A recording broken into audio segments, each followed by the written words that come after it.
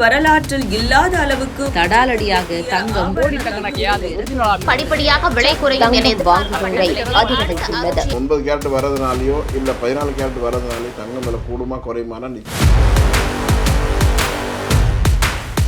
கலர்லயோ பார்க்குற பார்வையில எந்த வித்தியாசமும் இருக்கவே இருக்காது. காரணம் பார்க்கறதுக்கு அதுவும் கோல்டு இதுவும் கோல்டு தான்.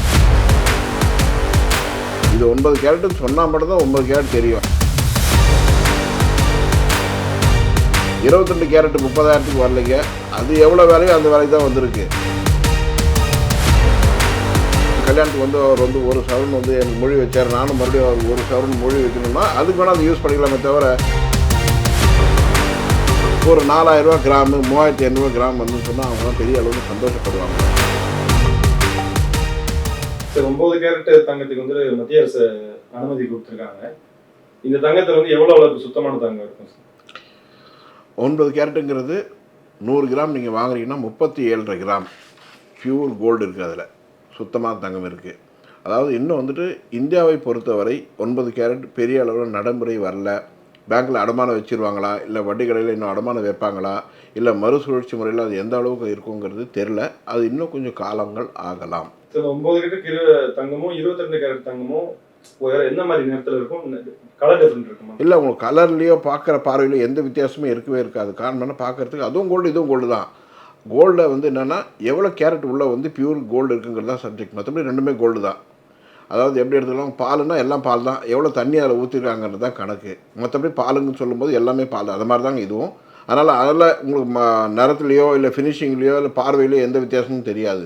இது 9 கேரட்டுன்னு சொன்னால் மட்டும்தான் 9 கேரட் தெரியும். அதனால தான் மத்திய அரசாங்கமே 22 கேரட்டு 18 கேரட்டு 14 கேரட் 9 கேரட்டுக்கும் கம்பல்சரி ஆக்கியிருக்காங்க ஹால்மார்க் வரணும். அப்போ ஹால்மார்க் வரும்போது கரெக்டாக அது எவ்வளோ கேரட் இருக்குங்கிறது அதிலே வந்து மென்ஷன் ஆகி வரும். இது மேண்டட்ரி. யாரை வந்து ஹால்மார்க் இல்லாத விற்கக்கூடாதுங்கிறது சட்டத்தையும் கொண்டு வந்திருக்காங்க. இப்போ 9 கேரட் வந்து 30,000 வரைக்கும் இருக்குன்னு சொல்கிறாங்க. இப்போ இதை வந்து ஏழை மக்கள் சீக்கிரம் வாங்கலாம் அப்படின்றதுக்காக தான் மத்திய அரசு கொண்டு வந்திருக்கா சொல்கிறாங்க. மக்கள் இதை வாங்குற எவ்வளோ வாய்ப்பு இருக்குது அதை பற்றி? இல்லை, அதாவது விலை கம்மியாக இருக்குன்னா தரமும் தான் கம்மியாக இருக்குது. நீங்கள் வந்து ஏதோ 22 கேரட் 30,000க்கு வரலைங்க. அது எவ்வளோ வேலையோ அந்த வேலைக்கு தான் வந்திருக்கு. வேணால் இதுக்கு வேணால் பயன்படும். எதுக்கு பயன்படும்னு சொன்னால், சப்போஸ் ஒரு திருமணத்துக்கு என் கல்யாணத்துக்கு வந்து அவர் வந்து ஒரு சவரன் வந்து எனக்கு மொழி வச்சார், நானும் மறுபடியும் அவர் ஒரு சவரன் மொழி வைக்கணும்னா அதுக்கு வேணால் அதை யூஸ் பண்ணிக்கலாமே தவிர என் சொந்தத்துக்கு வாங்கும்போது அது எவ்வளோ காசு கொடுத்தோன்னா அவ்வளோதான் இல்லை சரக்கு இருக்கும். ஏதோ நான் கம்மியான காசை கொடுத்து நிறைய வந்துடும்னு சொன்னால் அது இல்லை.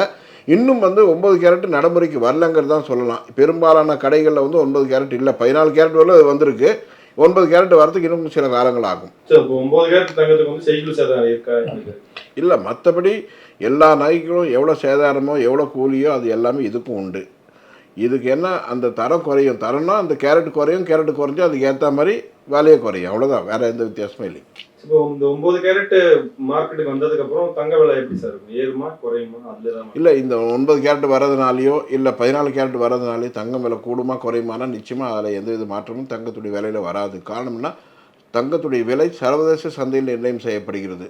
ஒன்று, இது உலக பொருளாதாரத்தை சார்ந்த ஒரு விஷயம். அதாவது உலக பொருளாதாரத்தில் தங்கத்துடைய முக்கியத்துவம் பெரிய அளவில் இருக்குது. உலக பொருளாதாரத்தை நிர்ணயிக்கக்கூடிய அளவுக்கு தங்கத்துடைய முக்கியத்துவம் அங்கே பெரிய அளவில் இருக்கிறதுனால இந்த 9 கேரட்டோ 14 கேரட்டோ இல்லை 18 கேரட்டோ விற்பனைக்கு வரதுனால தங்கம் வந்து மிகுதி ஆயிரும், நிறைய ஆயிரும், உபரி ஆயிரும். அதனால் வந்துட்டு வாங்கிறதுக்கு ஆள் இருக்காது, அதனால் தங்க விலை குறைஞ்சிரும்னு சொன்னால் நிச்சயமாக இல்லவே இல்லை. ஏன்னா கடந்த வருடங்களை விட இந்த வருடம் பார்த்தீங்கன்னா உலக வங்கிகள், அதாவது உலக வங்கிகள்லாம் இந்தியாவுக்கு எப்படி ஒரு ரிசர்வ் பேங்க் இருக்கோ அது மாதிரி ஒரு நாட்டிற்கும் ஒரு ரிசர்வ் பேங்க் இருக்குது.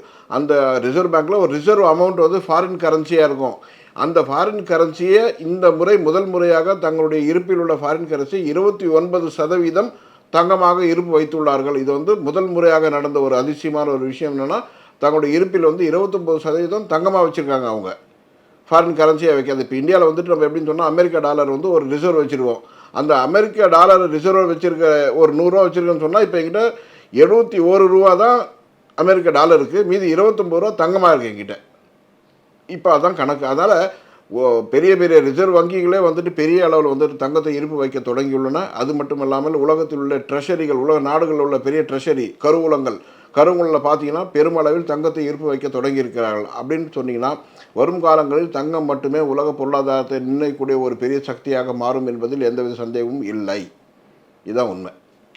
சார், இப்போ இந்த 9 கிராம் அந்த கேரட்னால நடுத்தரம் ஏழை மக்களுக்கு எந்த அளவுக்கு நல்ல பயன் இருக்கு? ஆமாம், அதாவது இது நிச்சயமாக அவங்களுக்கு பயன் உண்டு. என்னென்னா ஒரு 4000 ரூபா கிராமு 3500 கிராம் வந்துன்னு சொன்னால் அவங்களாம் பெரிய அளவில் சந்தோஷப்படுவாங்கன்னா இப்போ நீங்கள் ஒரு நகையை போட்டுட்டு போகிறீங்க, அது யாருக்கும் தெரியாது 18 கேரட்டா 14 கேரட்டா 9 கேரட்டா 22 கேரட்டா தெரியாது.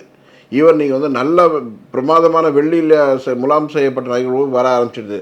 தங்கத்துக்கும் அதுக்கும் எந்த வித்தியாசமும் இல்லை. நம்மளுக்கு என்ன தேவை, என்னுடைய முதலீடாகவும் அதை வச்சிடணும், அதே நேரத்தில் வந்துட்டு எனக்கு வந்து சமூக அந்தஸ்தும் கிடைக்கணும்னு நினைக்கிறவங்க என்ன கேரட் வேணுமோ அவ்வளோ கேரட் போடலாம். மற்றபடி அதனால் எந்த பாதிப்போ இல்லை தங்களுடைய பணத்துக்கு வந்து இழப்பு வந்துடும், தன்னுடைய பணத்தை வந்து வீணாக போயிடுங்கிற நினைப்பே வேண்டாம். நீங்கள் 9 கேரட் வாங்கினீங்கன்னா 9 கேரட்டுக்கு உண்டான காசு தான் தரீங்க. அதனால் பயப்படவே தேவையில்லை, தைரியமாக வாங்கலாம்.